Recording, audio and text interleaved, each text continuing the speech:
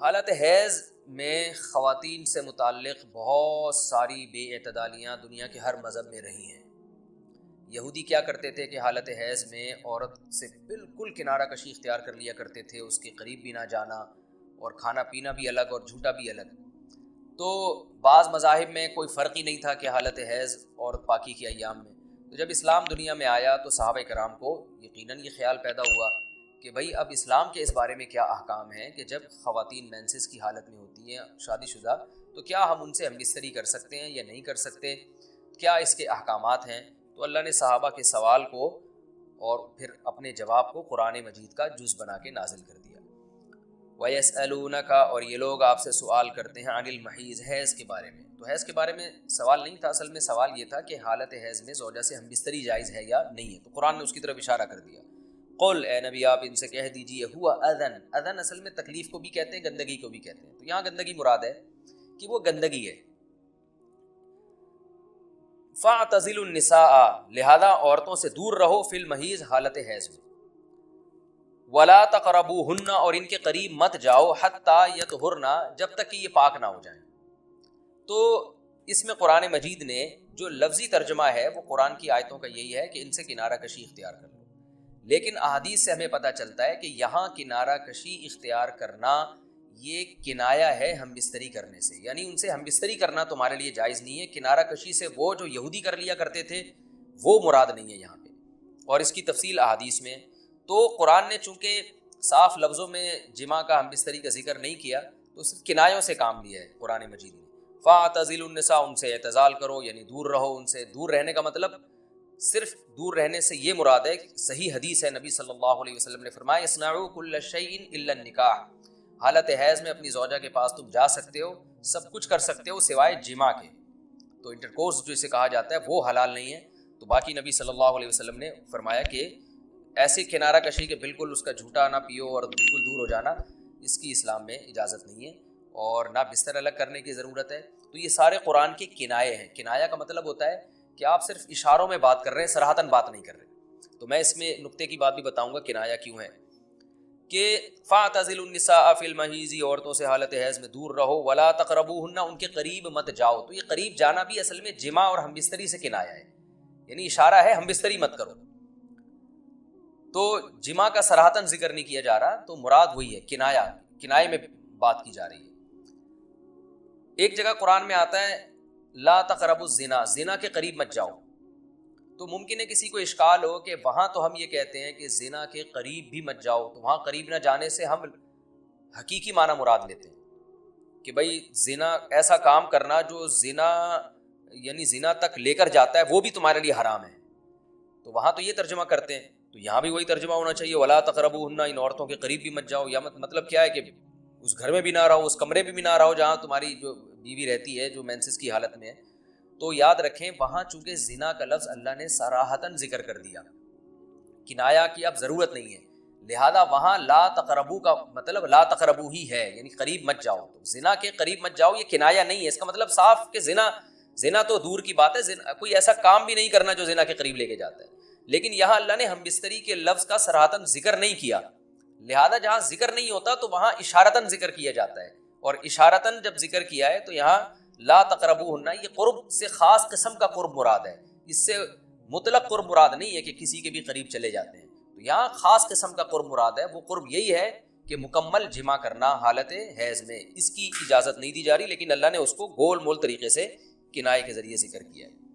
حتی یطہرن، یہاں تک کہ وہ پاک ہو جائیں۔ تو یہ جو میں نے بتایا کہ حالت حیض میں نبی صلی اللہ علیہ وسلم سے صحیح حدیث سے ثابت ہے، اور اس پر پوری امت کا اجماع ہے، اتنی واضح احادیث ہیں بخاری اور مسلم کی اس بارے میں کہ حالت حیض میں آپ بیوی کے قریب جا سکتے ہیں، اور حیا کے خلاف مسئلہ ہے، لیکن اب ایک بات آ گئی تو میں بتا دوں کہ اس کی تفصیل فقہاء نے بیان کی ہے کہ جو ناف سے لے کر گھٹنوں تک جسم پہ کوئی کپڑا ڈال دیا جائے، اور پھر باقی زوجین ایک دوسرے سے جو ہے وہ ریلیشن قائم کر سکتے ہیں باقی باڈی کے ذریعے، لیکن یہ کہ جو مکمل جماع ہے وہ حلال نہیں ہے اور وہ سخت گناہ ہے۔ آگے اللہ نے ارشاد فرمایا فَإِذَا تَطَهَّرْنَا، پس جب وہ مکمل پاک ہو جائیں، فَأْتُوهُنَّ، تو پھر تم ان کے پاس آؤ۔ اب یہ بھی دیکھیں ان کے پاس آؤ یہ کنایا ہے جماع سے، یہ نہیں کہ آپ کہ زوجہ جو ہے وہ جب حیض سے پاک ہوئی ہے تو آپ اب اس کے پاس جا کے چائے پی سکتے ہیں، وہاں بیٹھ کے کھانا کھا سکتے ہیں، یہ مراد نہیں ہے، یہ سب کنایہ اور اشارتاً قرآن بات کر رہا ہے۔ فاتوہن، تو ان کے پاس آؤ، یعنی مطلب ان سے تم جمع کر سکتے ہو، جمع کرو ان سے، من حیث امرکم اللہ، ایسے جیسے اللہ نے حکم دیا ہے۔ تو اس سے پتہ چلتا ہے کہ جمع کا ایک ناجائز اور حرام طریقہ بھی ہے اور ایک جائز طریقہ بھی ہے، تو قرآن بتا رہا ہے کہ جائز طریقے سے تم جمع کر سکتے ہو، ناجائز طریقے سے جمع نہیں کر سکتے۔ وہ جائز اور ناجائز کیا ہے وہ میں انشاءاللہ بتاتا ہوں۔ ان اللہ، بے شک اللہ تعالیٰ، یحب التوابین، توبہ کرنے والوں سے بھی محبت کرتا ہے، ویحب المتطہرین، اور تطہر جو ہے نا یاد رکھیں، دیکھیں یہاں دو لفظ استعمال ہوئے ہیں، ایک استعمال ہوا ہے طہورا یطہرو حتی یطہرنا، اس کا مطلب ہوتا ہے پاک ہو جانا، اور ایک ہوتا ہے تطہرنا، باب تکلف ہے، یعنی تھوڑا تکلف سے پاک ہونا، اہتمام کر کے۔ ایک پاک تو یہ ہے کہ بس چلو بھی پاک ہو گئے، ایک ہے کہ بہت یعنی پاک صاف رہنے کی بڑی کوشش کرنا۔ تو جو صفائی پسند لوگ ہوتے ہیں نا، وہ جب تک صفائی کا خبط ان کے اوپر سوار نہیں ہو جاتا اور تکلف نہیں کرتے، اس وقت تک پاک صاف وہ رہتے نہیں ہیں۔ تو اس لیے اللہ تعالیٰ نے تکلف کے ساتھ طہارت کا حکم دیا۔ تو اسی وجہ سے بہت سے علماء کہتے ہیں کہ اس سے حالت حیض کے بعد غسل کرنا مراد ہے، کہ اگر عورت کے 10 دن سے پہلے حیض آنا ختم ہو جائے تو عورت پر پھر واجب ہو جاتا ہے کہ وہ باقاعدہ غسل کر کے اپنے آپ کو پاک صاف کرے، یہی مراد ہے اس سے۔ اللہ نے فرمایا فَإِذَا تَطَهَّرْنَا، جب وہ مکمل پاک ہو جائیں، فَأْتُوهُنَّ مِنْ حَيْثُ أَمَرَكُمُ اللَّهُ، تو پھر اس طرح آؤ ان کے پاس جیسے اللہ نے حکم دیا، بے شک اللہ تعالیٰ محبت کرتا ہے توابین، توبہ کرنے والوں سے، وَيُحِبُّ الْمُتَطَہِّرِينَ، اور خوب تکلف کے ساتھ پاک صاف رہنے والوں سے۔ تو توبہ اور تطہر کا تذکرہ کیا۔ توبہ روحانی طہارت کو کہتے ہیں، اور جو تطہر ہے وہ جسمانی طہارت کو کہتے ہیں، یعنی اسلام یہ چاہتا ہے کہ آپ روحانی طور پہ بھی پاک صاف رہیں اور جسمانی طور پہ بھی۔ روحانی پاکی کیا ہے کہ اگر آپ سے کوئی گناہ ہو جاتا ہے تو رو دھو کے اللہ کو منا کے راضی کر لیں، تاکہ دل جو گندا ہوا ہے وہ بھی صحیح ہو جائے، اور جسمانی پاکی یہی ہے کہ جسم پہ کوئی گندگی لگی ہے تو وہ پاک ہو جائے۔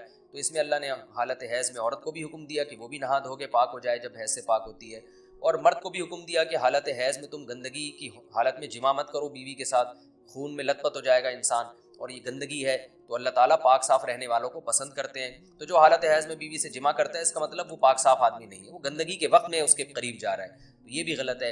اور اگر خدا نخواستہ کسی سے ایسا ہو گیا ہو تو اللہ نے توبہ کا حکم دیا کہ توبہ کر کے اللہ کو مناؤ، کیونکہ روحانی طور پر جو گندگی ہوئی ہے اس سے بھی تمہیں پاک رہنا ضروری ہے۔ تو اللہ کو اچھے لوگ، پاکیزہ لوگ پسند ہیں، تو حالت حیض کی آیتوں کے بعد اللہ نے یہ اس لیے حکم دیا تاکہ اس عمل کے دوران گندگی میں ملوث نہ ہونا پڑے۔ اور یہ حکمت بھی اللہ نے بیان کر دی کہ حالت حیض میں جماع سے ہم تمہیں اس لیے منع کر رہے ہیں کہ اللہ کو پاک صاف لوگ پسند ہیں، گندگی میں انوالو ہونے والے، ملوث ہونے والے لوگ اللہ کو پسند نہیں۔